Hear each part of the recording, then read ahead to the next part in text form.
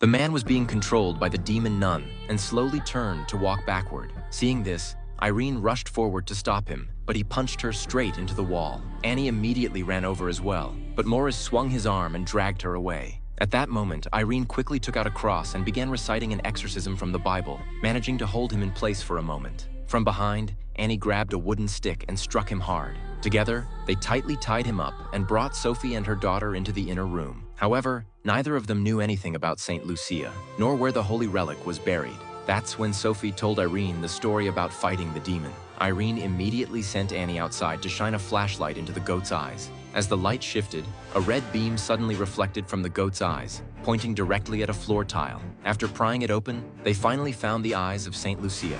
But at the same time, Maurice broke free from the ropes and walked in. As he brutally beat Irene, Sophie seized the chance, grabbed the relic, and ran. Maurice also stopped attacking Irene. Sophie ran all the way to the top of the bell tower, believing it was the safest place, but Maurice followed her there.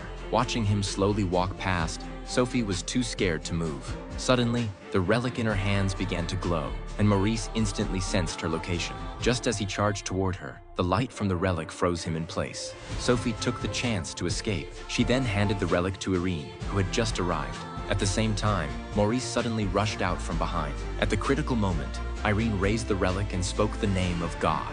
A powerful force erupted, driving the darkness out of Maurice's body and leaving him barely alive. Just as Irene thought he was dead, Maurice suddenly opened his eyes and snatched the relic away. He then crushed it with all his strength. The radiant eyes of Saint Lucia were claimed by the demon nun. Her power surged, and she slowly emerged from Maurice's body. Irene was about to perform another exorcism with the cross, but with a flick of her finger, the demon nun bound Annie with chains. No matter how hard Irene tried, she couldn't break free. With a shift of her gaze, Irene was lifted into the air, unable to move. A faint smile appeared on the demon nun's face, and Irene's dress suddenly burst into flames. Amid the roaring fire and Irene's screams, she suddenly remembered something her mother once said.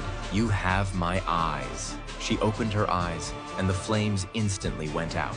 It turned out she was also a descendant of Saint Lucia, someone who could not be burned by fire. But the demon nun herself was unharmed.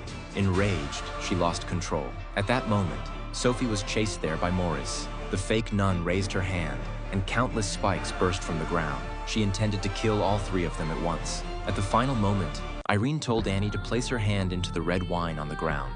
Together, they prayed with absolute faith, turning all the wine into holy water capable of destroying demons. As the demon nun was drowned by the surrounding red wine, she burst into flames and was reduced to ashes.